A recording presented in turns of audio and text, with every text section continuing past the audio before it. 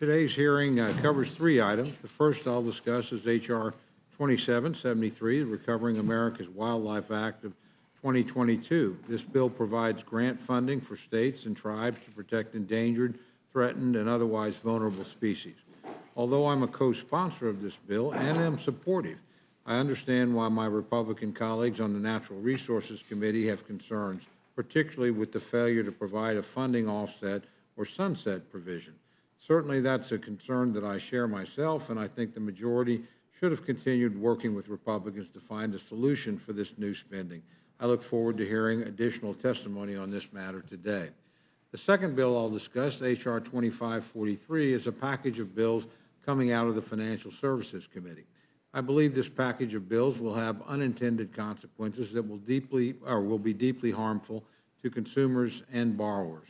For example, the package requires the Federal Reserve to shift away from its traditional focus of maximizing sustainable employment, price stability, and low to moderate long-term interest rates. The package would instead politicize the independence of the Federal Reserve. Other provisions are equally troublesome. Instead of requiring regulators to ensure that depository institutions are properly capitalized and properly regulated, as they should be doing, federal banking regulators will now be required to police a variety of woke metrics and unnecessary reports. Ultimately, these measures are likely to do more harm than good. They will create uncertainty among the regulators, financial institutions, and the overall credit market, which will drive up costs for all borrowers and ensure once again that banks are wasting their time on federally mandated reports and appeasing federal bureaucrats rather than making credit more accessible and affordable. I remind my friends of the significant administrative costs banks and credit unions were required to take on in order to comply with the Dodd-Frank Act. The bill before us would only add to these administrative burdens without providing customers any new services or any new assurance that their financial institution will be better equipped to weather financial storms. I urge my colleagues to rethink this package and these ideas before it's too late. Lastly, the committee will consider H.R. 7606, a package of bills from the Agriculture and Energy and Commerce Committees, ostensibly aimed at protecting the agricultural supply chain from disruptions and reducing the historic levels of inflation that had now reached 40-year high. Sadly, this package was a missed opportunity for bipartisanship. I understand that most of the bills in this package either have Republican support or could have been the subject of negotiation.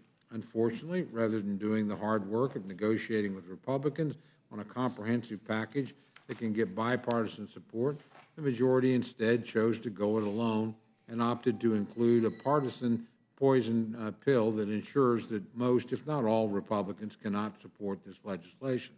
The poison pill provision I mentioned would create a duplicative and unfunded office within the Department of Agriculture that is granted special powers to initiate litigation on its own authority against meat packers and poultry dealers. This is contrary to existing law and practice and duplicates existing offices that already have the power to enforce the Packers and Stockyard Act. Indeed, the last thing we need right now are more unfunded mandates and uncontrollable bureaucrats with the power to haul people into court.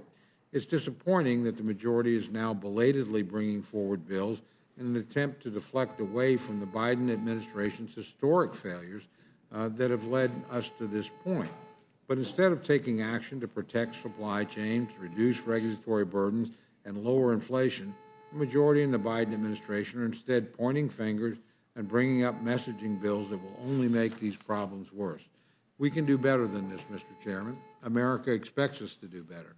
I urge my colleagues to reject this package and instead focus on real regulatory reforms that will prevent gridlock, restore the supply chain, and ensure costs begin to come down for beleaguered consumers who are rapidly watching more and more of their paychecks evaporate at the gas pump and the grocery store each week as inflation soars higher and higher. With that, Mr. Chairman, I yield back.